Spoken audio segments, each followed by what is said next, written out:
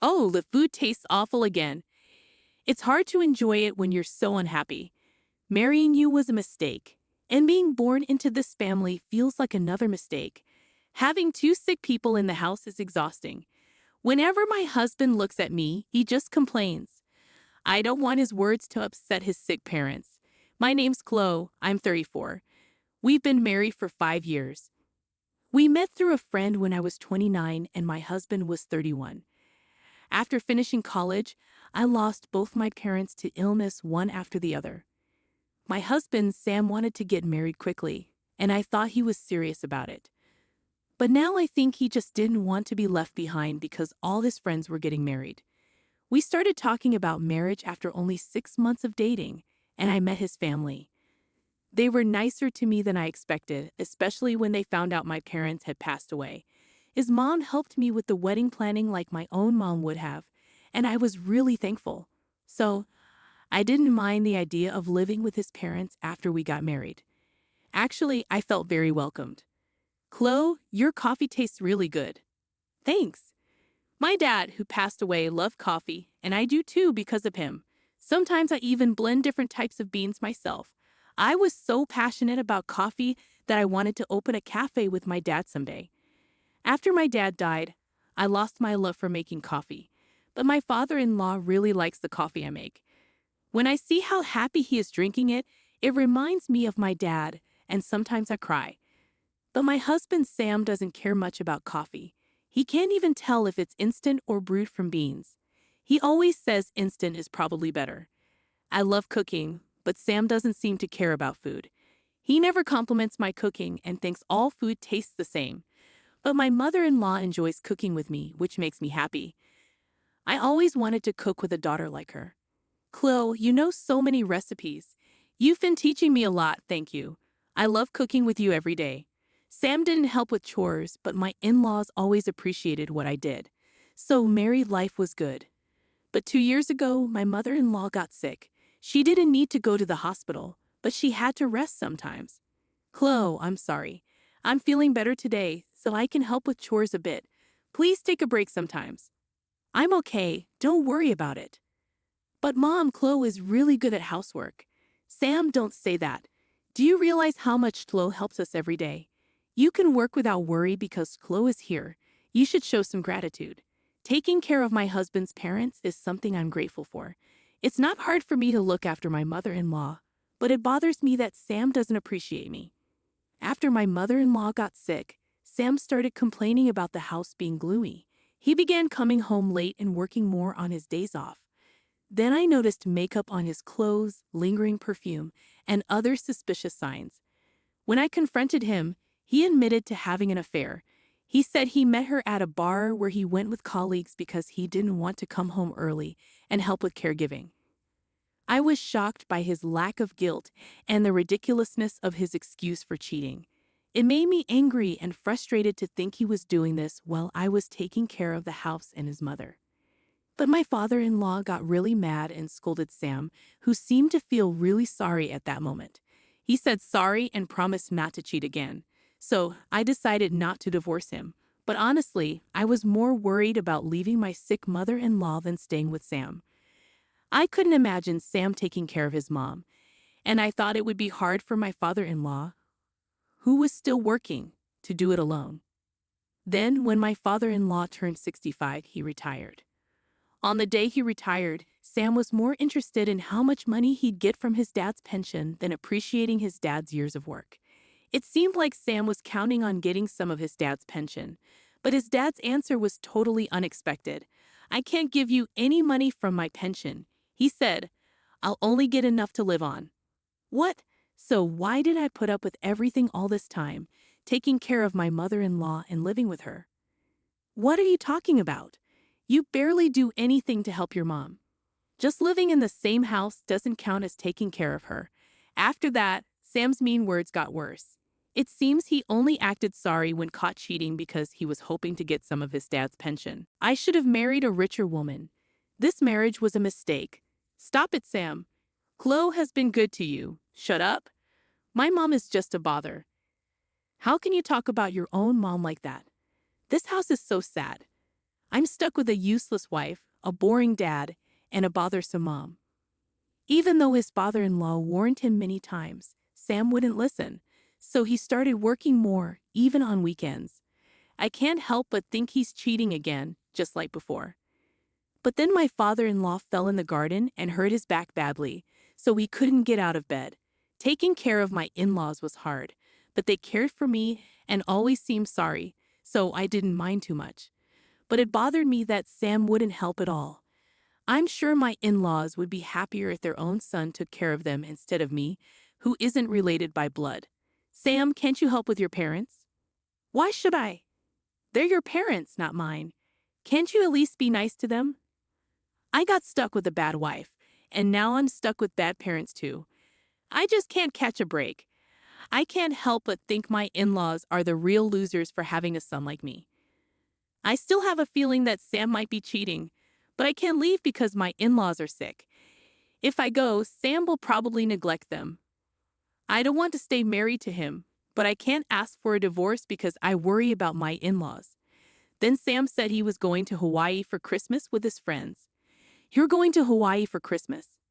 Yeah, I'm not spending my holiday in this sad house. I need a break in sunny Hawaii. Don't you want to stay here and spend Christmas with your parents? No way. Who'd want to spend their vacation here? Who I go with is none of your business. Is it a woman? Shut up. Why do you care? You're just like last time, denying everything.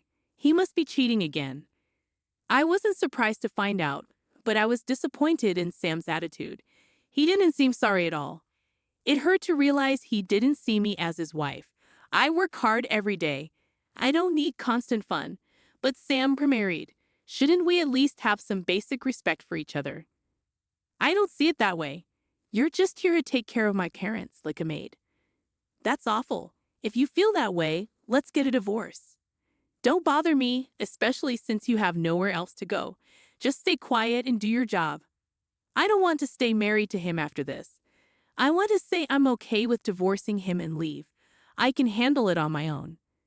But now that my in-laws are both bedridden, I can't leave them. But taking care of them is hard, and I don't know how we'll manage if I leave. Even if I put them in a care facility, I don't know if they'll both get in right away, and it's expensive. Can their pensions cover it all? Even if I work, I don't know if I can earn enough. I have my own life to think about too. It's all really worrying. But after everything, I can't stay with my husband anymore. You're worried about Sam, right? Yes, it seems we raised our son wrong. I'm sorry for what he's done to you. You don't have to worry about us. Do what you need to do. That's right, Chloe. You should be free. But I can't just leave. I can't leave everything to Sam. My in-laws care about me so much, even more than their own health. Their words touch my heart, and I feel even more determined not to leave them. And while I stay quiet, my husband talks about his affair like it's no big deal. I'm going out with her again. I'll be back late.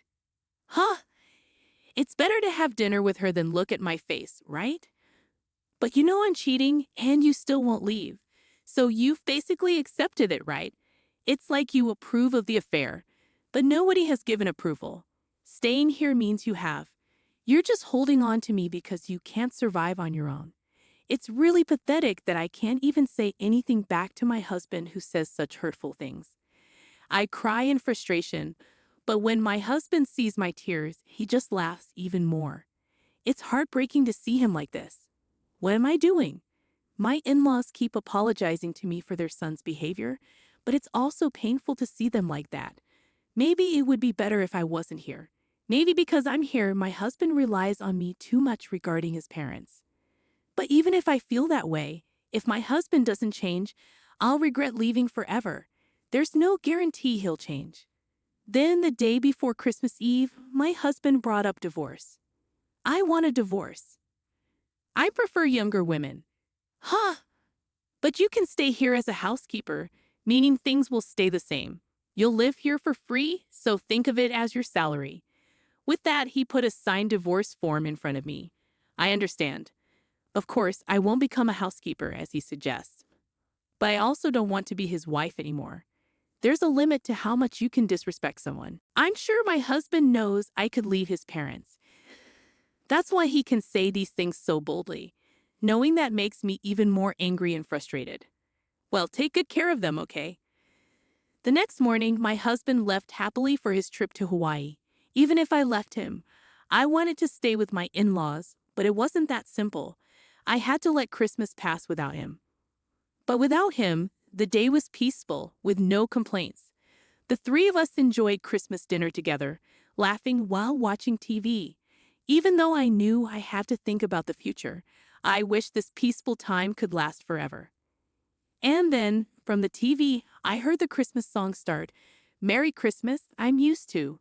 Suddenly, my father-in-law sat up in bed. "All right, let's get going, dear." "Okay," my mother-in-law replied as she quickly stood up. "What's going on?" "Merry Christmas, Chloe." "Merry Christmas." "Merry Christmas, but is your back okay? How are you feeling?" When I asked, they looked at each other and smiled. Then my dad gave me surprising news. On December 30th, my husband Sam came back from his trip. He called me sounding panicked. "Hey, what's going on? Where are you? I can't reach Mom or Dad." "Well, your parents have been busy with Christmas stuff, so they're resting." "Where did you take them?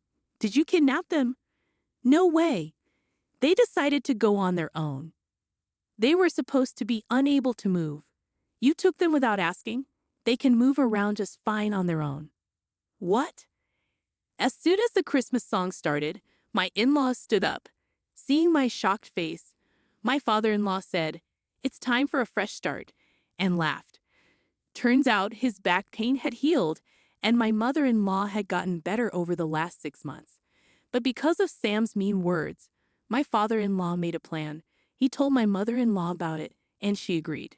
Since Sam got a job at a big company after college, he became more arrogant. He'd often stay out late, but they weren't too worried because he was single. When he married me, his parents hoped he'd settle down. But 2 years ago, when his mom got sick, he didn't take care of her and cheated on me. He acted sorry, but his dad sensed something wasn't right.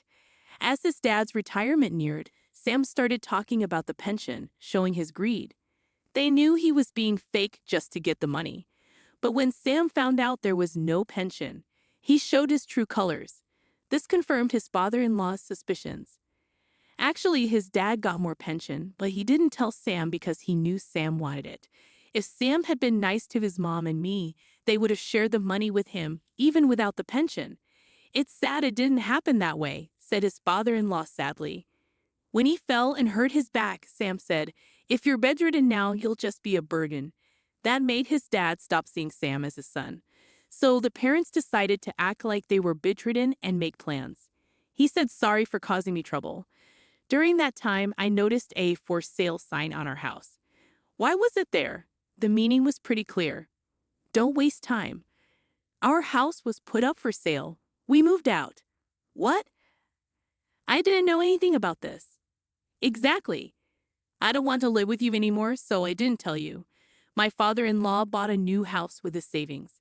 The old house was supposed to be sold by a real estate agent, and we were supposed to leave by Christmas.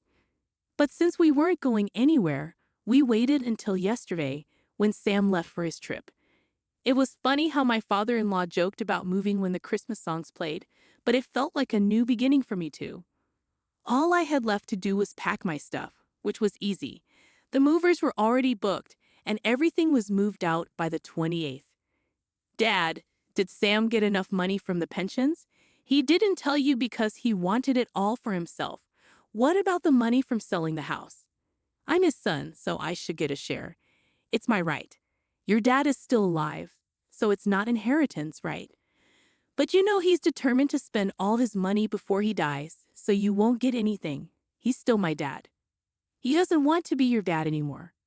"Oh, and don't worry. I've already started divorce proceedings. But he bought a new house. When Dad dies, it'll be mine." "Oh, the house my father-in-law kindly put in my name. There might be gift tax, but I think I can handle it with the property I'll get from you." "What?" This was the second time I caught my husband cheating, and he dumped all of his parents' care on me while he kept abusing me daily. I've been a homemaker for 5 years.